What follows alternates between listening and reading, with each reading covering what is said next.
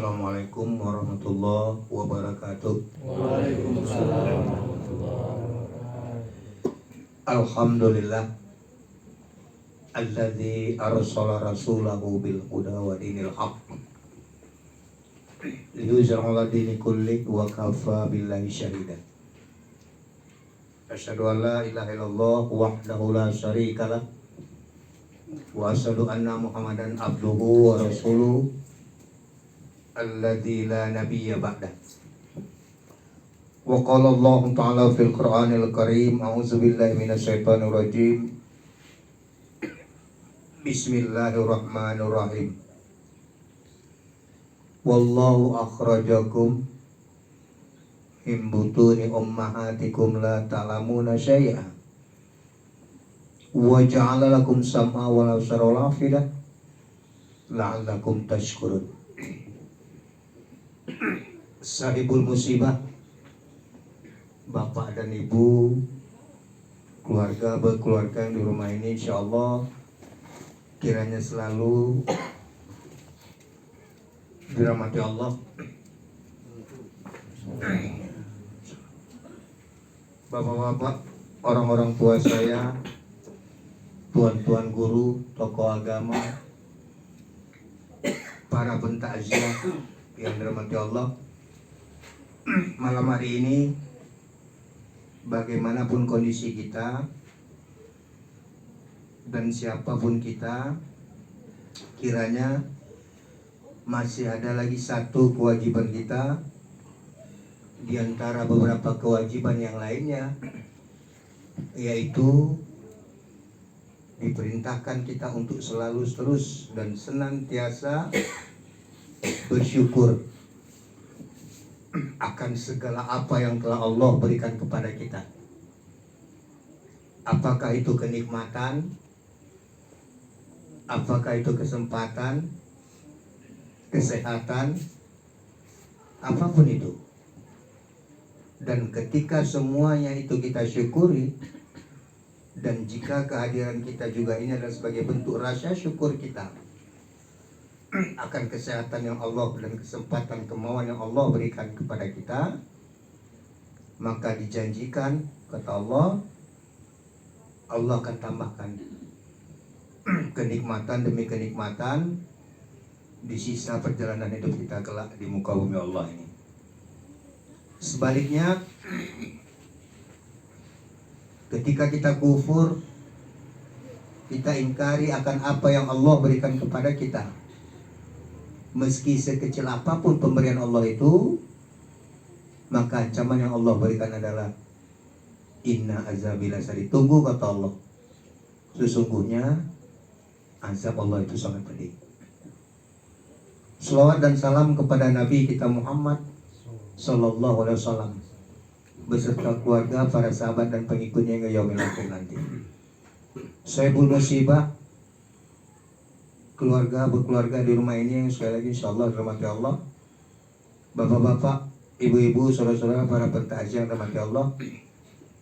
Malam hari ini sebagaimana yang telah disampaikan dari tadi pagi, bahwasannya malam hari ini adalah malam takziah yang pertama atas meninggalnya orang tua kita, yaitu Bapak Suroso, di usianya lebih kurang 75 tahun. Dan alhamdulillah kita telah saksikan, kita lihat, kita telah laksanakan fardu kifayahnya dengan sebaik-baiknya. Dan alhamdulillah anak-anak almarhum, keluarga melaksanakannya ini boleh dikatakan dengan secara baik. Dan inilah semestinya. Gak menutup kemungkinan bapak-bapak, saudara-saudara, di zaman generasi Z ini, kata orang, generasi Z itu berarti generasi terakhir ya Pak ya, urutan Z itu terakhir. Di zaman super yang saat ini, saya beberapa keluarga temukan, bahkan di keluarga kita sendiri, di warga kita sendiri, Saya nggak boleh menyebutkan siapanya karena itu suatu hal yang tidak layak untuk disebut. Ketika orang tua ayahnya meninggal, di situ satu keluarga anak-anaknya malah minta belajarkan dulu bagaimana caranya sholat jenazah. Saya bilang kalau ngajarkan kalian hari ini sholat jenazah, kalian belum bisa sholat jenazah nggak tahu kubur-kubur ini saya bilang. Karena bukan enak ngajarkan orang dewasa dengan anak-anak. Nah ini yang sedih kita. Dan nggak menutup kemungkinan, bahkan saya sudah survei anak murid saya, kebetulan saya juga guru agama di SMA Negeri 2. Boleh dikatakan 80% nggak tahu sholat jenazah, Pak. Bahkan ada kita tanya, sholat jenazah berapa rakaat? 4 katanya. Oh yang lain nyeletuk, oh bodoh kali kau salah. Jadi berapa? Saya bilang 3 katanya. Padahal dua-duanya salah. Nah makanya tadi sebelum sholat juga saya ingatkan, karena sesuatu sholat yang tidak terbiasa di luar sholat fardu, apakah itu sholat istisqa, sholat minta hujan, sholat khauf, sholat gerhana, sholat id, dan sholat jenazah, itu imam atau siapapun mestinya harus diingatkan dulu. Kadang nanti sering ada juga orang di zaman sekarang ini nggak ngerti. Nah jadi alhamdulillah tadi kita saksikan anak-anak almarhum, artinya almarhum sudah kita lihat sudah berhasil mewariskan ini kepada anak-anaknya, dan alhamdulillah bahkan diimami langsung oleh anak beliau sendiri. Dan kita telah juga antarkan ke tempat sasaran yang terakhir. Nah malam hari ini kita bertaziah, mudah-mudahan nanti saya akan merujuk ke beberapa firman Allah. Cuma saya mohon maaf, nggak mungkin saya bacakan satu-satu firman Allah itu, Pak, karena mengingat waktu. Nah, coba nanti saya sebutkan aja nama suratnya. Ada beberapa surat mungkin nanti yang saya bacakan. Mudah-mudahan yang saya sampaikan nantinya diharapkan memang tujuan takziah ini yang pertama bagi keluarga almarhum, anak-anak, ahli musibah khususnya. Malam-malam takziah ini kehadiran kami mudah-mudahan bisalah kiranya sedikit memberikan rasa kesabaran dan ketabahan di dalam menghadapi apa yang bahasa kita adalah ujian yang Allah berikan kepada kita hari ini. Dan bagi kita semuanya, baik para pentakziah dan juga ahli musibah, ini adalah menjadi iktibar bagi kita semua. Bahwasanya saya selalu sering sampaikan, bahkan berulang-ulang di setiap takziah, yang namanya mati ini adalah suatu hal yang fitrah. Apa itu fitrah? Wajib, harus. Setiap manusia yang bernyawa, setiap yang bernyawa, konsekuensinya dia harus mati. Tapi nggak sedikit ketika di dalam pengajian, penyampaian dan segala macamnya, ketika membahas masalah kematian, orang sering takut. Bahkan kalau ditanya pun nggak ada yang ditanya mau jawab kalau dia mau mati besok hari. Semua nggak ada. Semua ditanya takut dia mati besok. Padahal itu yang pasti, fitrah. Nah, kepastian fitrahnya ini, kematian ini yang dirahasiakan Allah. Saya pernah bilang juga, saya nggak bisa bayangkan bahwa Bapak ahli musibah yang dirahmati Allah, kalau kematian ini nggak dirahasiakan Allah. Jadi kita bersyukur yang namanya kematian ini dirahasiakan Allah. Nah, maka kadang-kadang kalau saya bilang sebenarnya kita nggak harus takut menghadapinya. Kalau kita takut, sebenarnya bukan matinya yang kita takut. Yang kita takuti saya yakin adalah kehidupan sesudah kematian itu. Artinya kita tahu betul, kita yakin mati, lepasnya ruh dari jasad kita bukan bukan pertanda berakhirnya kehidupan kita. Tapi kita tahu kita akan melangkah kehidupan yang lain, yang di situ nantinya kita nggak bisa buat apa-apa lagi. Kita cuma mempertanggungjawabkan segala apa yang kita lakukan di muka bumi Allah ini. Berarti menjadi tanda tanya besar. Kalau kita masih takut mempertanggungjawabkannya, berarti masih banyak perbuatan-perbuatan yang salah yang kita lakukan, atau masih banyak belum cukup bekal kita untuk menjawab itu semua gitu. Jadi yang kita takutkan itu. Nah, tapi nggak sedikit juga bapak-bapak jamukannya hati Allah, orang nggak takut mati. Kenapa? Karena inilah dirasakan Allah, jadi nggak takut. Seolah-olah ada yang berpikir, oh ini ayahku kan meninggal umur 75, kakekku meninggal umur 80, autoku sekian, abang bapakku sekian. Oh berarti nyawa kami panjang-panjang semua, keturunan umurnya panjang. Jadi kalau masih 40, lama lagi. Jangan. Makanya kadang-kadang kita aneh juga nanti kalau dibilang, Pak yuk pergi sholat, kirim salam dulu ya sama Tuhanmu. Seolah-olah dia pikir hidup dia masih ada kesempatan lagi untuk besok hari. Padahal yang namanya mati itu, maaf bapak-bapak, mati itu nggak nengok usia. Saya dalam minggu ini hari Senin, memandikan juga salah satu pengurus ranting Muhammadiyah Gang Patok, Tanah Seribu. Tutup usia umur 63 tahun. Ini tadi almarhum 75 tahun. Hari Selasa kampung sana menutup usia umurnya 7 hari. Kita lihat lagi pengumuman, ada umur 45 tahun, 43 tahun. Jadi tua bukan pertanda dia harus mati. Mati ini nggak nengok umur, Pak. Mati juga nggak nengok sakit. Yang sakit belum tentu mati. Ada nanti suami istri sakit, yang sakit suami, yang meninggal malah istrinya duluan. Istrinya yang sakit, yang meninggal suaminya. Jadi sakit belum tentu juga mati.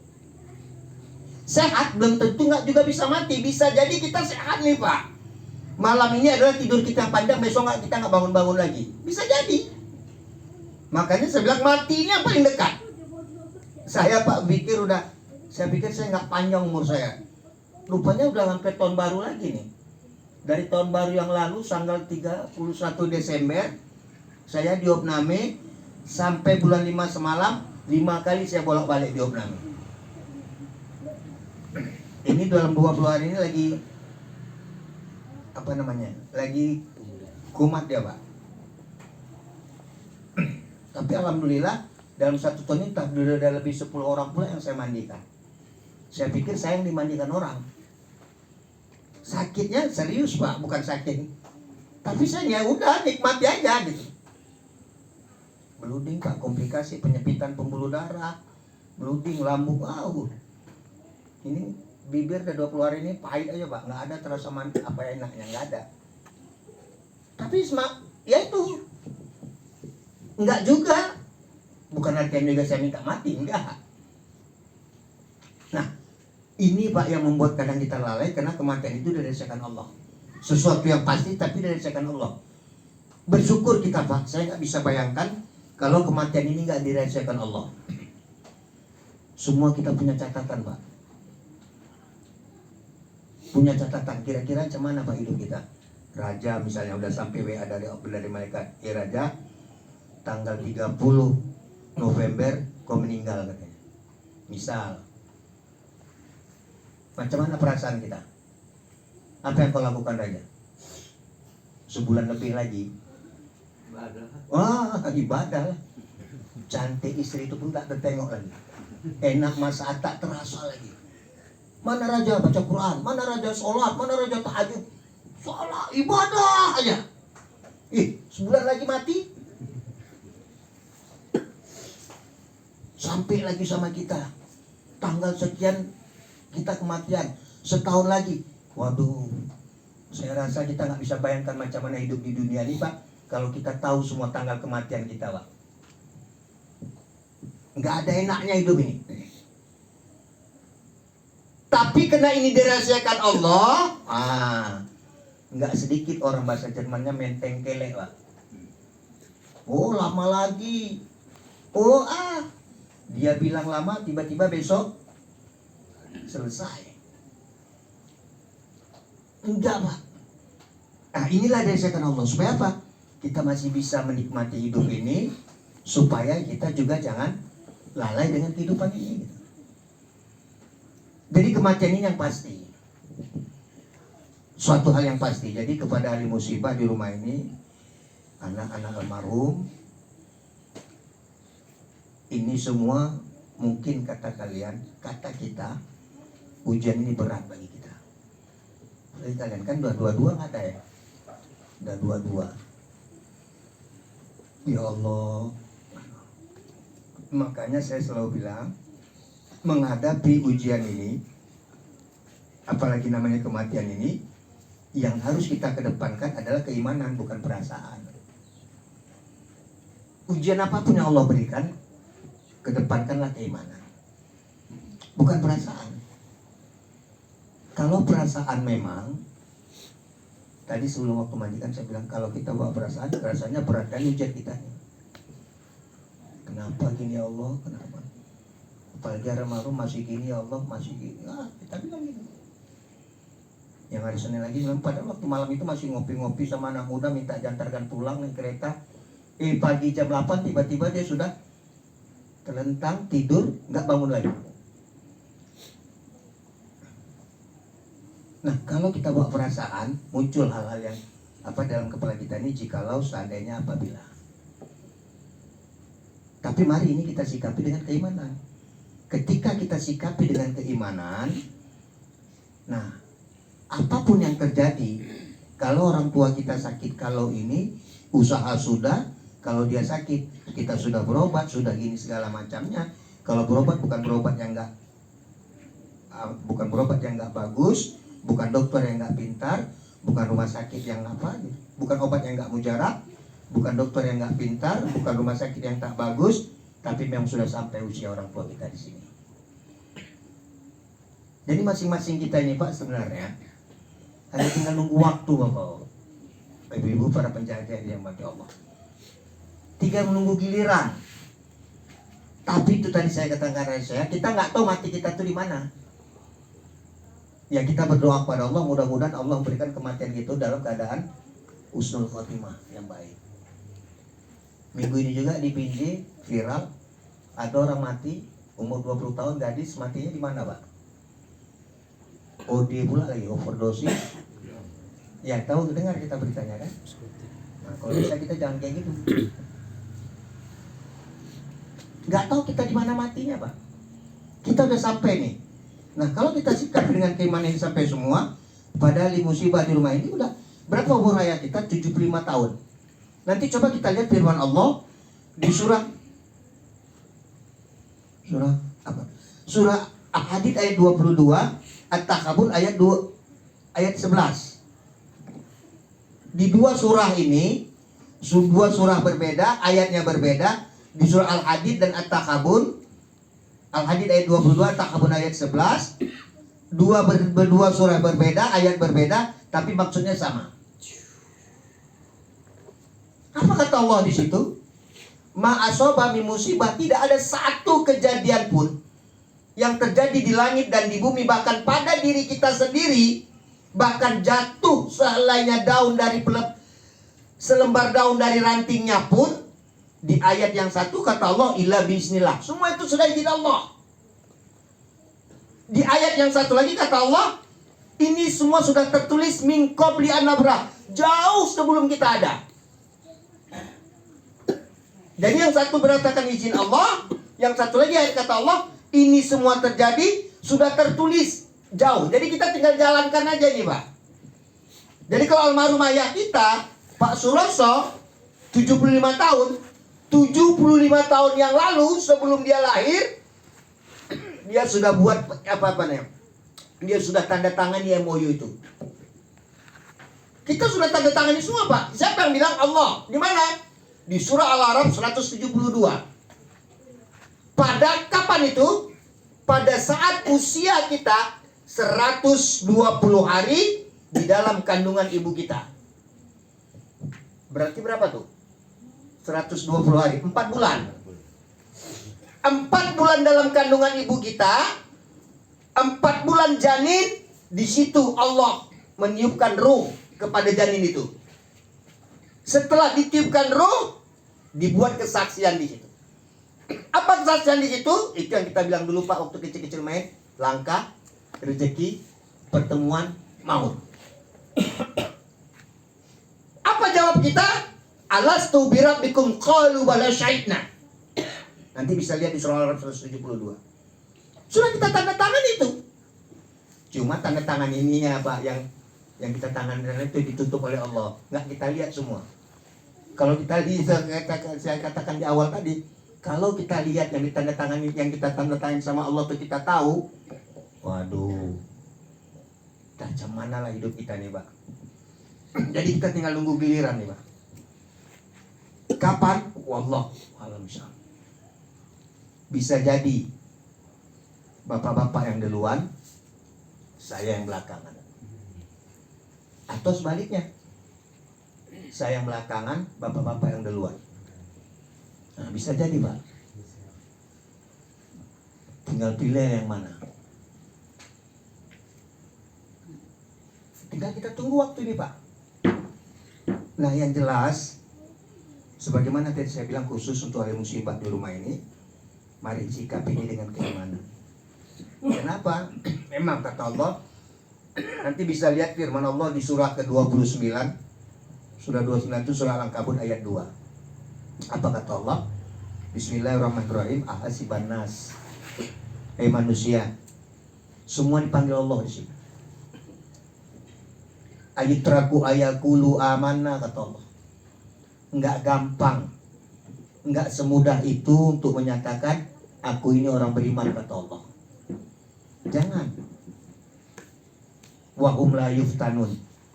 Kapan kita baru boleh mendefinisikan, kapan kita baru boleh mengatakan orang beriman? Kata Allah, wahum la yuftanun.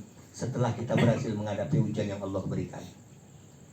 Nah, untuk ahli musibah, anak-anak almarhum, kalau kalian mau jadi orang beriman, berhasillah menghadapi ujian yang Allah berikan ini.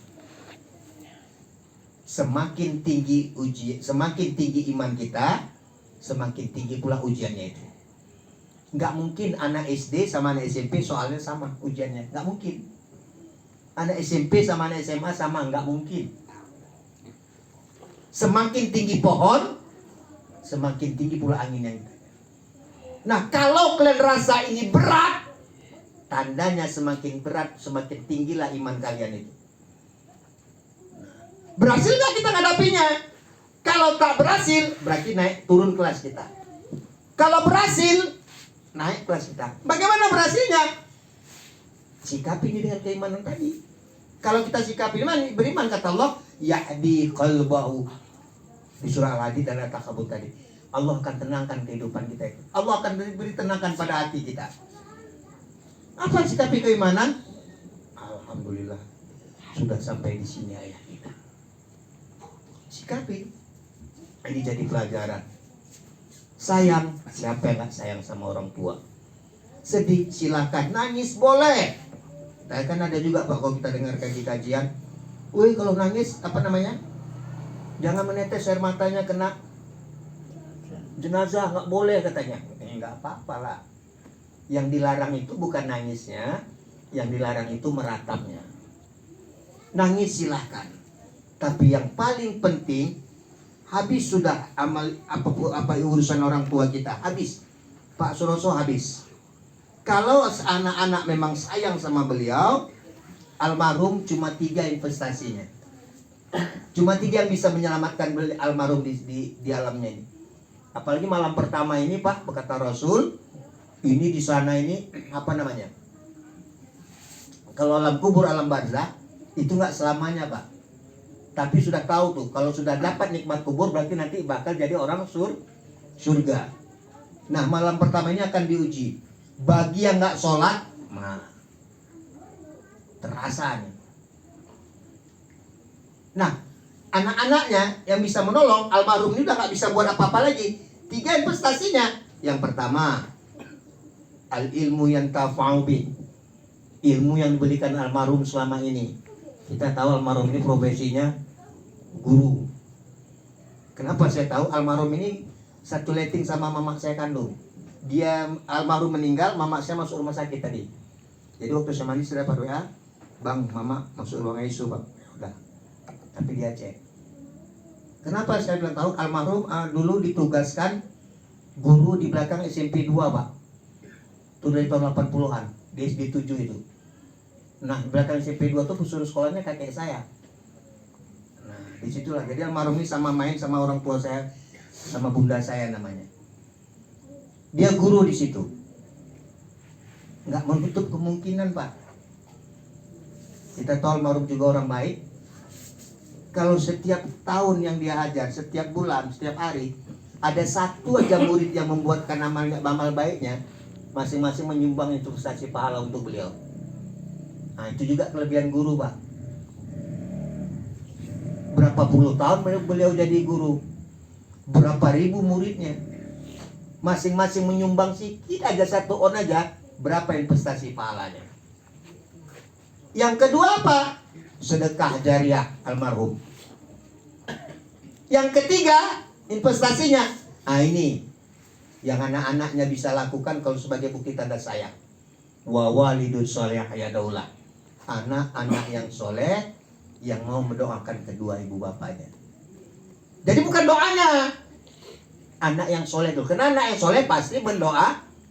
Kalau doa nggak soleh ya sama aja. Anak yang nggak soleh doakan, jangankan doa orang tua, untuk dirinya pun nggak selamat. Macam mana mendoakan orang tuanya? Jadi solehkan dirinya dulu.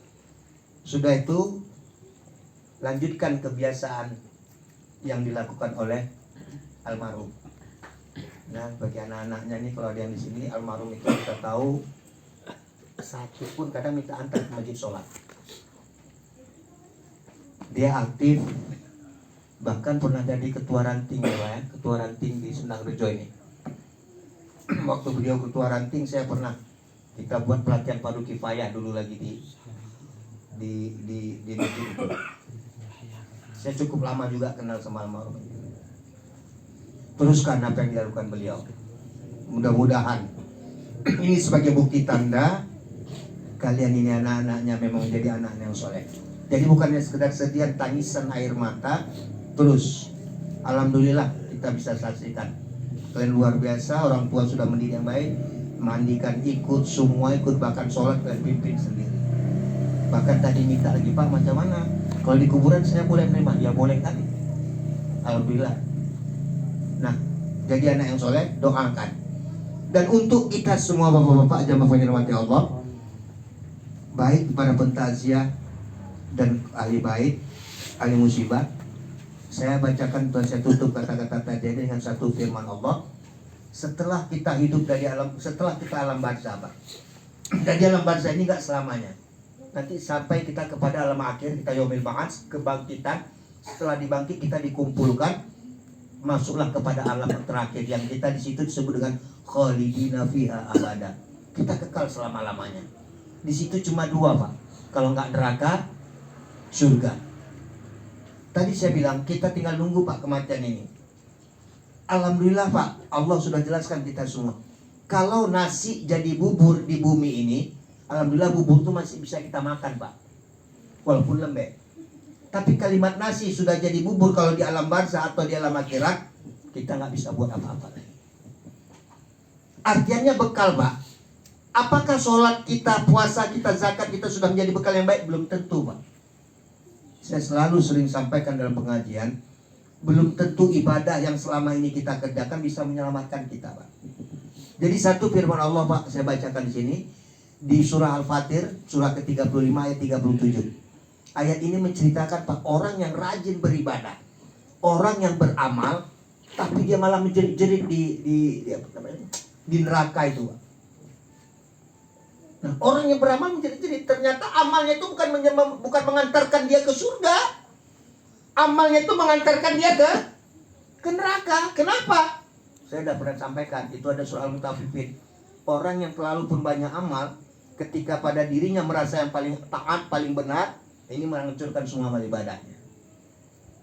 Atau dia beramal tapi hubungan silaturahim di antara sama manusia, surah Al-Hujurat ayat 10, 11 dan 12 nggak dia lakukan, amalnya pun sia-sia. Nah, sebelum sampai itu Pak, apa? Sebelum kita jadi nasi jadi bubur itu, maka saya sampaikan ada firman Allah kalau begini, Bismillahirrahmanirrahim. Wa hum yastarihuna, kata Allah. Dan mereka yastarihuna, menjerit-jerit, kata Allah. Di mana menjeritnya? Yastarihuna fiha. Ini menjelaskan ayat sebelumnya. Mereka menjerit-jerit itu padanya di mana? Di neraka.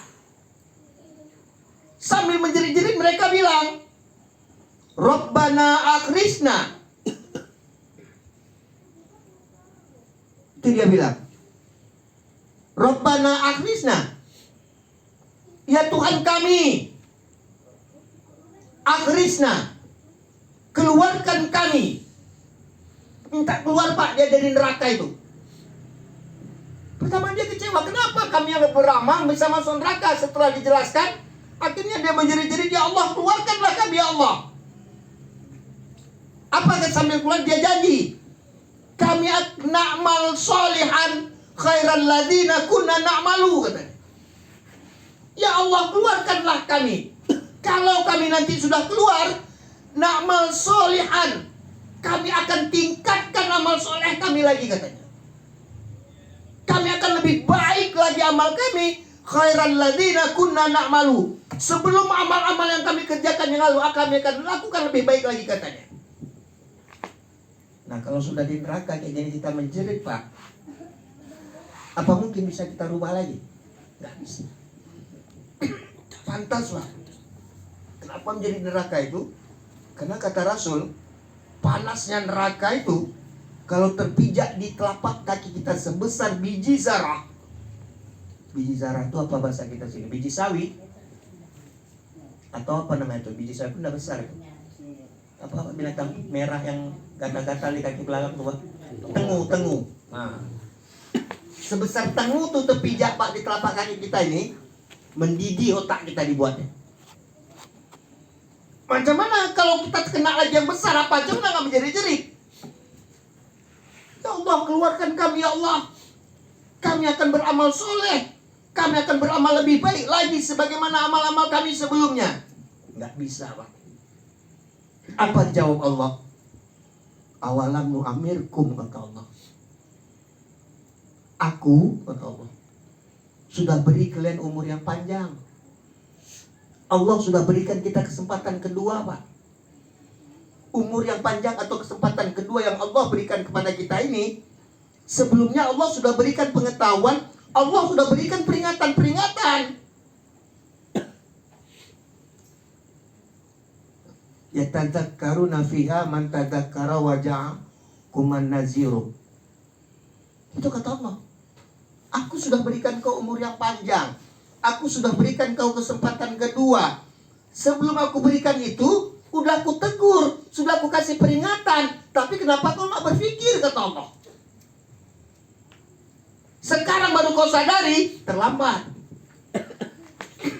Ini Pak, mumpung bapak-bapak jamaah kaji yang dirahmati Allah, hari musibah yang dirahmati Allah. Meninggalnya almarhum orang tua kita Pak Suroso ini menjadi pelajaran bagi kita semua. Pasti kematian itu Pak. Nah, selagi Allah masih berikan ini kesempatan kepada kita umur yang panjang, Allah sudah beri peringatan. Apa yang peringatan? Yang hidup bakal mati. Saya Pak ini sakit-sakit, mungkin belum dicabut Allah, Allah kasih peringatan. Selagi masih bisa gini kita nggak sadar juga. Bukan ini apa peringatan Allah? Dulu Pak kalau bangun tidur kita langsung bisa bergerak. Kalau gini kita bisa. Sekarang minum teh manis, membuat teh manis pun gulanya sudah ganti, bukan gula lagi, tropicana. Makan ini nggak bisa, makan ini sakit, makan ini, wah semua udah banyak pantangan. Ada acara nggak berani duduk di tengah, cari yang pinggir semua, cari sandaran semua. Pinggang sudah mulai sudah mulai ngeluh. Bangkit dari sholat, kalau dulu wah dari sujud ke duduk antara dua sujud, bangkit berdiri enak aja, sekarang harus ditopang. Tidur, udah semua udah sampai peringatan Allah. Dulu nengok ke sana mata masih bisa, sekarang nggak lagi. Dulu lari masih sanggup, sekarang jangankan lari, mandi, jalan pun sesak nafas. Ini semua peringatan Allah, Pak. Nah, selagi Allah masih beri peringatan, kita sudah diberi peringatan Allah. Dan kata Allah, awalam nu'amirkum. Allah, Pak, kita yang masih sisa ini, yang hidup ini Allah berikan kita umur panjang. Allah berikan kesempatan ini sama kita. Kalau ini juga nggak kita berpikir, kita nggak mau merubahnya, nanti akan kita menjerit-jerit di sana. Bagaimana merubahnya? Di surah At-Tahrim ayat 8. Apa kata Allah di situ? Surah At-Tahrim ayat 8 pada surah terakhir yang Allah gunakan kalimat ya ayyuhalladzina amanu. Ya ayyuhalladzina amanu tubu ilallah taubatan nasuha. Orang-orang beriman, yang disuruh orang beriman, Pak. Orang beriman aja disuruh Allah buat tobat. Artinya apa? Seberiman apapun kita nggak luput dari salah dan dosa. Kata Allah, mari tobat nasuha. Disuruh tobat nasuha kita, Pak. Kalau hari ini kita berniat untuk tobatan nasuha, sebesar apapun tobat kesalahan kita, sebanyak apapun kesalahan kita, Allah akan ampuni. Tobat kita nasuha, apa ciri-ciri tobat nasuha? Pertama, anadam, menyesali segala perbuatan. Yang kedua, ada mulia ada, berjanji tidak akan melakukannya lagi. Ketiga, tingkatkan amal ibadah kita. Ini yang Allah sudah sampai peringatan sama kita. Kalau dulu kita sholatnya bolong-bolong, sekarang kita lakukan lebih baik.